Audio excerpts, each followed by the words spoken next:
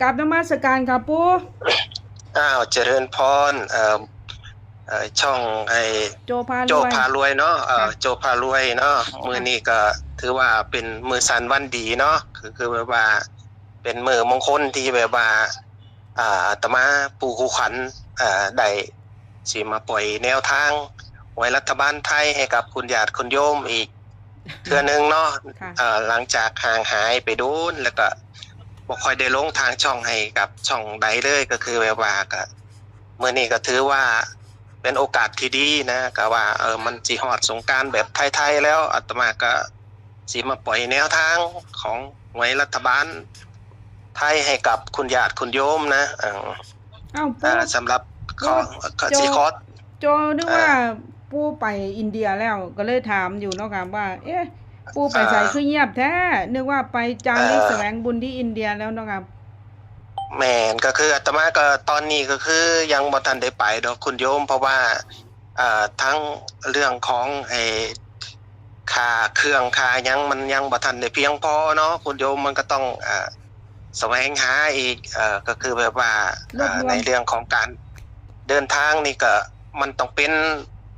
ช่วงมีแบบ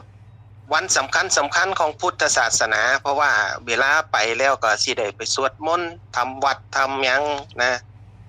มันต้องไปเกี่ยวกับวันของพุทธศาสนานำนะก็คือแบบว่าการไปแสวงบุญมันก็ต้องเป็นแบบนั้นเนาะคุณญาติคุณโยมค่ะอืมอ๋อก็คือมันก็มันต้องเกี่ยวกับ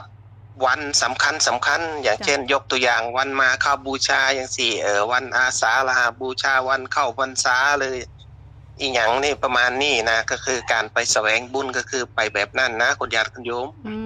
ค่ะก็ที่นี่คือแบก็บว่าอยากมันมีเนาะปู่เนาะอยากมีสักครั้งหนึ่งอ่าเนาะที่ยังมีได้ไปสักครั้งหนึ่งในชีวิตแบบว่าเขาบวชมาแล้วก็คือเขาเป็นลูกของพระพุทธเจ้าการที่เขาได้ไปดินแดนของพระพุทธเจ้าจากเทื่อนึงก็ถือว่าเป็นบุญเป็นวาสนาเนาะของการได้เกิดมาชาติหนึ่งซึ่งได้เกิดมาเป็นผู้ชายก็ได้บวชทดแทนบุญคุณพ่อแม่ก็ว่ากันไปตามนั่นละอาตมาก็ผู้หนึ่งเด้อปู่หูขันก็คือแบบว่าได้ตั้งจิตอธิษฐานคันหาว่ามีบุญจริงก็ขอให้ได้เดินทางไปกราบสักการะนมัสการของพระพุทธเจ้าอีกจักครั้งหนึ่งเนาะในชีวิตเนี่ยค่ะไปกราบท่านแบบว่าไปอยากจิไปยังบ่ได้โดนกับประมาณจะ7 มื้อก็ยังดีนะคุณโยมเนาะค่ะได้เนาะไปสถานที่จริงเอ่อได้ไปสมาธิถ้าได้ไปเห็สถานนเนาะค่ะที่ประสูติตรัสรู้แล้วก็ปรินิพพานนะก็คือแบบว่านั่นล่ะก็ถือว่าไปสูงสุดแล้วเนาะค่ะปู่เนาะก็สูงสุดแล้วล่ะคุณญาติคุณโยมก็คืออาตมาก็เป็นพระองค์หนึ่งที่แบบว่าต้องการอยากจะไปกราบพระพุทธเจ้าสถานที่พระองค์ได้ประสูติตรัสรู้แล้วก็ปรินิพพานสักครั้งหนึ่งนะคนญาติคนโยมก็เลยบอกว่าที่ห่างหายไปนี่ก็บ่บ่บ่ได้ไปไสดอกก็คือว่าก็ปฏิบัติธรรมอยู่แต่ว่าก็บ่ได้ลงช่องเนาะคนญาติคนโยมค่ะสำหรับหวยรัฐบาลลาวนี่ก็เท่าที่เบิ่งมานี่ก็2 งวดที่ผ่านมาก็ถือว่าใส่ได้นะคุณญาติคุณโยมก็คือแบบว่าทั้งมื้อวันพุธมันออก06กับ09อาตมาก็ให้09แต่ให้ข้างล่างเด้อคุณโยมเด้อไปไปอันนั้นมันต้องล้างกันวนเนาะปู่เนาะนั่นล่ะก็คืออาตมาสิเว้าให้ฟังเด้อบาดนี้ก็คือเมื่อวันศุกร์อีกอาตมาให้หวยลาวพัฒนานี่ก็คือให้ล่างคือเก่าอีกแต่มันดันไปออกข้างบนนะออกสำหรับตรงคุณญาติคุณโยมก็จะมีปัญหาในเรื่องนี้หลายนะให้คุณญาติคุณโยมฟังอาตมาดีๆเด้อบานนี้ก็คือแบบว่าคันเป็นเลขอาตมานี่ก็คือให้คุณโยมนี่หัดคูณไว้นำแน่ก็คือว่ามักบ่มักก็คูณไว้สักนิดนึงคันหามาออกมากก็อย่างน้อยเฮาก็ได้ทุนกลับคืนดีกว่าเลขเข้าบ่ได้เงินเลยบาดนี้ซึ่งมันเป็นปัญหามากเลยกับคุณญาติคุณโยมเฮาอย่าไปเจาะว่าเอาตามอาจารย์ไปโลดว่าสิโอ้ยก็พลิกแพลงแหน่ก็เห็นบ่อก็ตึกย่างให้ตกหลุมบ่อมันก็เกินไปนะ ก็ใช้สติใช้ปัญญาเนาะเจ้าของน้ำแน่เอเนาะค่ะปู่อเนาะ นั่นล่ะกับปู่ก็ให้เลขแล้วก็บ่อยากสอนคุณญาติคุณโยมนะ เดี๋ยวว่า แต่ว่า เดี๋ยวสิ ผู้ ว่า ละค ผิ น ดศีล เดี๋ยว อีก ก็ผิดศีลอีกแหละมันก็บอกว่าให้เอาใส่สติปัญญาแหน่จักนิดนึงอาตมาให้ไปปุ๊บโชคลาภไปปุ๊บเอาก็กลับตัวไว้แน่เอาก็กันบนกันล่างไปแน่เนาะอาตมาก็บ่ฮู้ดอกว่ามันสิออกบนออกล่างเนาะคันอาตมาฮู้ปานนั้นอาตมาก็เล่นเองแล้วเนาะ นั่น ตอ ล่ะ นนี้ เพราะ ก็ ว่า สิได้ไปอินเดียแล้วเนาะปู่เนาะ แม่นั่นได้ไปแล้วคันว่าไปเล่นเองเนี่ยพระมันเล่นบ่ได้ก็ แม่ คื น อแบบ ค่ะ ว่า พระเล่นเลขบ่ได้เนาะค่ะ เล่นเลขบ่ได้ก็คือแบบว่าก็หวังอาศัยคนญาติคนโยมเนาะเว้าแบบตรงๆเลยบ่ต้องอ้อมค้อมดอก ค่ะ จะสั่นจังซั่นก็คืออาตมาก็บ่อยากได้ยินเสียงว่าให้ไปแล้วอาจารย์บ่ถูกเลยว่าซั่นน่ะซื้อแต่ลางจังซี่อาจารย์บ่ถูกเลยซื้อแต่บนจังซี่อาจารย์บ่อยากได้ยินนะคำนี้อาจารย์บ่ได้กลับจังซี่นะมันเป็นอีหยังนะคือถ้าว่าให้โชคให้ลาภมันบ่เข้าอาตมาก็บ่ได้ว่าเด้เลขมันเข้าแต่เจ้าของนี่เอาบ่ได้เอาบ่เป็นนะ เนาะ ก็เป็นห่วงเป็นใยนะกับคุณญาติคุณโยมเด้อคุณญาติคุณโยมเอ้ย ค่ะ ใช้สติปัญญาจักนิดนึงมักบ่มักก็กันไว้จักน้อยนะให้หัดคูณไว้จักน้อยนึง คูณไว้จักนิดนึงอย่างน้อยมันก็คันมันออกมาเลยเจ้าของสิเสียใจนะเจ้าของแถมที่ว่าสิอยู่ทุนหรือว่าจังใดเนี่ยนะมันกลับบ่ได้หยังเลยนะเลขมันเข้าแต่เจ้าของบ่ได้เนาะซื้อบ่เป็น เนาะอันนี้ก็คือว่าให้ล่างนี่ต้องเอาบนเด้อ FC เพราะว่าปู่ตรงๆมากบ่ได้เนาะค่ะปู่เนาะ แมนคุณโยมก็คือแบบว่าอาตมาก็บ่สามารถที่จะไปรู้ได้ว่าเพิ่นสิหมุนมาถึกข้างล่างหรือข้างบนจังซี่นะ เนาะ ให้ไปนี่ก็คือให้โชคไปก็คนญาติคนโยมก็ไปพิจารณาเอาเองนํเด้อเพราะว่ามันเป็นผลประโยชน์ของโยมเด้มันแม่นของอาตมาเด้อคันว่าอีหลีแล้วโยมเป็นคนลงทุนเนาะเพราะว่าโยมเป็นคนลงทุนเนาะเพราะว่าอาตมาเป็นห่วงนะก็คือแบบว่าอาตมาบ่อยากได้ยินแม้กระทั่งอาตมาเคยเขียนลงไปว่าให้กันจังซั่นจังซี่แน่แล้วก็โยงเวลาเลขออกมาก็ยังมาผิดอีกนะอาตมาก็จักสิซอยเหลือจังไดนะบางทีนะ เนาะ เนาะ คันแม่นว่าปู่คัน FC เพิ่นบ่ทันได้มีไลน์ปู่จังซี่แม่ค่ะให้เพิ่นแอดไลน์ไปเนาะปู่เนาะ แอดไลน์ก็ได้คือว่าคันว่าบ่ฮู้ก็ให้ติดต่อทางแอดมินเพิ่นก็ได้นะติดต่อทางโจพารวยก็ได้เพิ่นก็สิมีเบอร์อาตมานะก็คือแบบว่าเอาเบอร์ให้เนาะปู่เนาะ ก็หรือว่าสิประกาศอยู่บ่เบอร์มื้อนี้ให้ลงก็คืออาตมาก็ยังบ่ทันอันนี้ดอกเพราะว่าถ้ามีหยังก็ให้ติดต่อมาทางแอดมินเนาะมันสิได้อันนี้คันว่าก็ช่วงมันสิขึ้นปีใหม่ไทยๆจังซี่อาตมาก็อาจจะมีกิจของสงฆ์มีหยังมันบ่สะดวกนะจ้ะคันซั่นผู้ใดอยากได้เบอร์โทรปู่ก็โทรมาก็ได้ค่ะเป็นการส่วนตัวแล้วก็แอดไลน์จะสะดวกกว่าเนาะปู่เนาะแมนก็คือแบบว่ามันสิได้อันนี้นะทีนี้ก็ว้าวหลายยายห่างแล้วบัดนี้ก็สิมาให้แนวรัฐบาลไทยเนาะสำหรับรัฐบาลไทยงวดที่ผ่านมานี่ก็งวดวันที่1เดือนเมษายน68อาตมาบ่ได้ลงให้เด้อคุณโยมแต่ว่าเลขมันเข้าอยู่ที่87เด้อคุณโยมก็คือนี่มื้อนี้ก็ตั้งใจฟังอาตมาดีๆเด้อบัดนี้ขนมไทยรัฐบาลไทยงวดวันที่16เดือน4เนี่ยปี68นี่ก็อาตมานี่ก็คือเบิ่งไปแล้วก็คือให้วิ่งให้รูดไปที่เลข5เด้อคุณโยมวิ่งรูดที่5แล้วค่ะปู่แมนแล้วก็อาตมาสิให้ชุดหนึ่งชุดเดียวเลยก็คือ150ไปเลข3ตัวนะวัดดวงเลย150นี่ชุดเดียวก็คือ150นะคะปู่แมน150ทีนี้ก็สิจับชุด2ตัวให้เนาะจ้ะก็สิมีตัดให้ก็คือมี50 0แล้วก็51แล้วก็52นั่นน่ะ52 56เนาะ จดทันบ่เนาะ58จ้ะซ้ำนี่ล่ะก็คือที่อาตมาให้สี่ก็คือแบบว่าก็น่าจะรู้แล้วเนาะว่าหลัก10อาตมาก็คือเลขหานั่นแหละเพราะว่ามันก็เบิ่งแบบชัดๆแล้วว่างวดนี้ก็คือหลัก10ของอาตมารัฐบาลไทยก็คือเลขหาเนาะบัดนี้ก็สิให้ข้างล่างเนาะจ้ะเดี๋ยวสิให้ข้างล่างสะก่อนถ้าสิวิ่งสิรูดก็ไปก็ที่เลข7เด้อคุณโยมล่างเนาะค่ะแม่นสิวิ่งสิรูดหยังก็ติ๊กเลข7ไว้ทีนี้ก็สิมี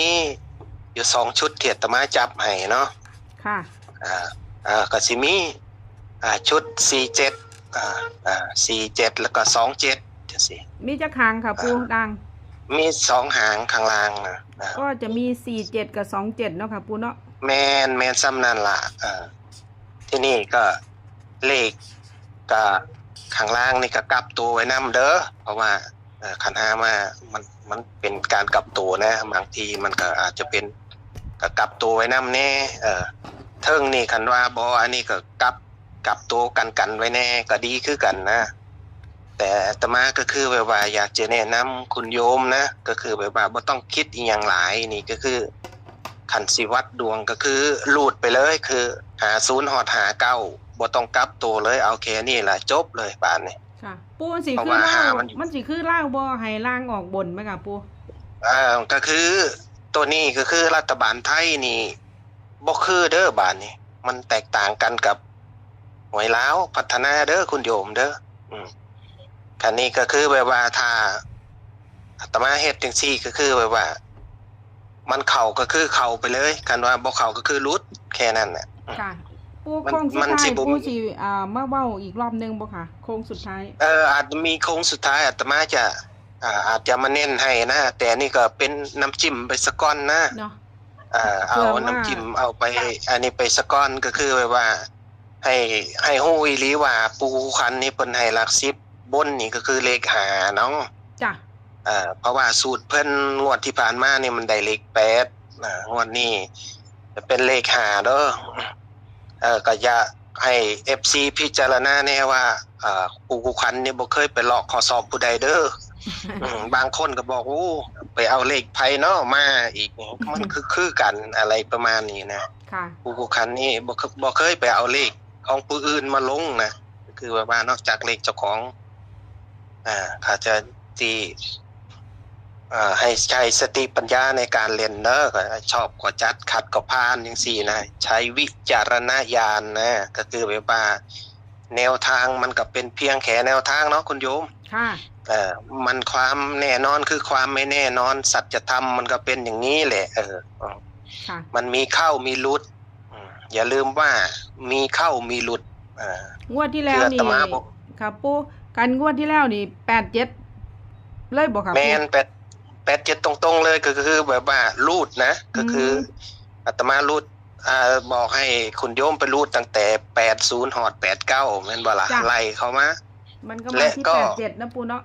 มาที่87แล้วก็ให้เน้นบนอย่างเดียวจ้ะไม่ต้องกลับตัวและเน้นบนนะก็อย่างที่งวดนี้ก็อาตมาก็บอกคุณโยมอย่างชัดเจนแล้วก็วัดดวงกันไปเลยรูด50ถึง59จังซี่อันนี้คือวิ่งรูด50ถึง59เนาะปู่เนาะแม่นเพราะว่าถ้าหามาหลัก10แล้วก็โยมก็ยิ้มหวานหรอกจังได๋มันก็ถึกล้าน%นะถ้ารู้หลักนะปู่เนาะขอให้มาหลัก10เนาะจ้ะแม่นก็คืออันนี้ก็คือแบบว่างวดที่แล้วนี่ก็คือปู่ให้รูด8หลัก10หลัก10บนบนก็มาบนแล้วก็ไม่ต้องกลับตัวจ้ะรูดหลัก10แล้วก็ไม่ต้องกลับตัวก็คือแบบว่ารูดไปเลยคือ10ตัวเนาะแล้วก็มาตามเป้าหมายคันว่างวดนี้ก็อาจสิเป็นของขวัญปีใหม่ให้กับคุณญาติคุณโยมเด้อก็ลองรูดตามอาตมาเบิ่งปีใหม่ไทยๆเฮาจ้ะคันว่ามันเป็นจังบุญเนาะคุณญาติคุณโยมก็สิได้อย่างหวยลาวเมื่อวันศุกร์ที่ผ่านมานี่ก็คุณญาติคุณโยม ผู้ลังคนเขาก็ได้ค่าชูรสค่าน้ำปลามาม่าปลากระป๋องไปเนาะ จ้ะ สำหรับผู้คู่คันนี่ก็ดีใจนำเนาะ ค่ะปูขออนุญาตทวนตัวเลขให้ FC แป๊บนึงนะคะปูเนาะ วิ่ง เอา รูด ทวนเล นะ ย คะ คุณโย บ ม นนะคะบนวิ่งรูด5นะคะพี่บนนะคะแอดไม่ได้เขียนบนหรอกแต่ว่าวิ่งรูด5เพราะว่าล่างก็มีต่างหากเนาะแล้วก็รูดตั้งแต่50ถึง59เนาะแล้ว นั่น ก็ ล่ะ 3ตัวมี150ที่ปูจับให้ แม่น แล้วก็ ก็คือ 50 ชุด2ตัว จ้ะ2ตัวมี50 51 52 56 58ตรงนั้นแต่ว่าคันปูเพิ่นจับให้หน่อยก็รูดเอาเนาะค่ะเนาะ รูดเอาก็คือยานอาตมาจับให้แล้วมันบ่แม่นนะคุณโยม ล่างวิ่งรูด7แล้วค่ะส่วนล่างมีวิ่งรูด7เม็ดเดียวก็47กับ27ล่างนี่จะเป็นหลักหน่วยเนาะค่ะปูเนาะ แม่น เอาก็ผู้ใดอยากมีโชคมีลาภมีหมานเฮงปังดังรวยก็พิจารณาเบิ่งเนาะค่ะปูเนาะเพราะงวดที่แล้วก็เข้าอยู่หั่นนะเข้าที่ตัวรูดเนาะค่ะ FC ฟังดีๆเด้อ เข้าตัวรูดก็ตัวรูดเด้อ87ก็คือให้รูดตั้งแต่80ฮอด89 จ้ะ ก็คือฟังดีๆแล้วฟังดีๆก็คือแบบว่าคันสิลองเบิ่งมันก็บ่ได้เสียหายหยังเพราะว่าเลขมันบ่ได้กลับตัวมันก็บ่หลายดอก เลขไม่ต้องกลับตัว แต่ว่าคันแล้วก็ว่าคันว่าสิเอาตัวเจาะตัวหยังนี่ก็เอาไว้เป็นโค้งสุดท้ายกันแล้วกันเดี๋ยวอาตมาจะพิจารณาอีก จ้ะ อย่า ห ง รือใคร น้อยๆ อยาก เพราะ ได้ ว่า แนวทางอยากได้แบบเป็นไลน์ส่วนตัวก็แอดไลน์กับปูไปเนาะค่ะ ก็นั่นล่ะคันว่ามีอยากได้เป็นส่วนตัวอาจจะเป็นชุดพิเศษหยังก็ว่ากันไปนะ เนาะค่ะปู ว่าชุดพิเศษเลยเพราะว่า ปูกับบ่ค่อยว่างบันไดแต่ว่ากับพยายาม บ่ค่อ ว่าย ง ว่าง เด้อปูผู้ใดโทรไปก็ได้ สำหรับไอ้ FC อาตมาก็ขอทักทาย FC เนาะที่คิดฮอดคิดหยังเสียงอาตมามาก็อาตมาก็สิขอบคุณเนาะกับคนญาติคนโยมที่ว่าถึงแม้อาตมาจะหยุดไปก็ยังมีผู้คนบางคนก็ถามหานะก็ถือว่าการมีปฏิสัมพันธ์ที่ดีนะต่อกันบ่แม่นว่าพระกับโยมก็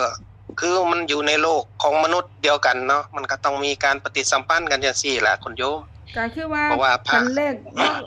บ่อันนั้นปูกับสิพิจารณาเบิ่งเนาะค่ะปูเนาะ แม่ คัน น บ่เข้าหรือ เพราะ บ่ ว่า มาก็ต้องพักแม่นบ่ค่ะปู แม่น บ่อยากให้โยม อาตมา เสีย นี่ เงินหลาย อาตมานี่ก็คือว่าคือทอดโยมนะเพราะว่ายุคข่าวยากมากแพงเงินกว่าหามาได้แต่ละบาทแต่ละสตางค์นะคือให้ใช้สอยอยังมีประโยชน์นะให้ใช้สติในการสิเล่นสิหยังก็ต้องให้มันมีประโยชน์ก็คือว่าถ้าเลขบ่เข้าอาตมาก็หยุดก็หยุดอีหยังก็หยุดบ่ให้บ่ต้องไปเสี่ยงเนาะเก็บเงินไว้ซื้อชูรสน้ำปลาซะก่อนว่าซั่นน่ะ แม่นค่ะ ยามเลขมันเข้าก็จังว่ากันไว้ซั่นน่ะ ค่ะก็ นี่ล่ะก็คืออาการปฏิสัมพันธ์ระหว่างพระกับโยมนะคือเป็นสิ่งที่ดีคือว่าโยมก็สิได้บ่ต้องไปมกมุ่นนี่หยังกับ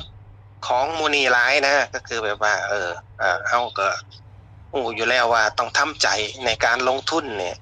พระที่ให้พระก็บ่ฮู้ดอกพระก็ให้มั่วๆไปซั่นล่ะก็คือกันนั่นล่ะก็โยมเนาะก็ฟันแน่เนาะค่ะปูก็ฟันแน่ดอกสนอกเนาะ ก็เพราะว่าให้ไปนี่ก็มีหลักการจักหน้อยนะบ่แม่นว่าหลับหูหลับตาให้ปึดตะปื้อมันก็บ่แม่นนะคุณโยม ค่ะ ค่ะปู ก็คือมีหลักการจักนิดนึงเนาะคุณโยมก็คือว่านี่นะมื้อนี้ก็คือคัน FC ผู้ใดฟังแล้วก็อาจสิเว้าหลายแน่เด้อบางเทื่อ FC ผู้ลางคนจักเว้าอีหยังบ่รู้เรื่องแล้วเว้าหลายพูด รู้อยู่ ก็ ค่ะ คือก็ว่าผู้ลางคนก็มาฟังแล้วก็แนวทางก็ยังสั้นหลาก็แม่นอยู่ก็บอกว่าให้ใช้สติในการเล่นการหยังปานคันมันมีโชคมีลาภมากก็ซ้ำว่าเสริมชีวิตเจ้าของเนาะส่วนเจ้าของก็สิคิดฮอดพระก็ดีบ่คิดฮอดแล้วก็แล้วกันไปแล้ว พระมีหน้าที่อย่างเดียวเด้อมันบ่โยม จ้า อันนี้อาตมาเว้าตรงเด้ออาตมาบ่อ้อมค้อมคือพระองค์อื่นได้เอาตกแล้วก็คือว่าคันว่ามีโชคมีลาภคิดฮอดพระแน่ก็หลวงพ่อพระอาจารย์หนูถวายค่าน้ำชากาแฟก็ อันนั้นก็ถือว่าเป็นบุญเป็นกุศลของโยมนะ จ้ะ ขันโยมขันโยมบ่คือถวายอิหยังพระก็บ่ได้ว่าเด้พระก็ก็แล้วแต่โยมเนาะ จ้ะ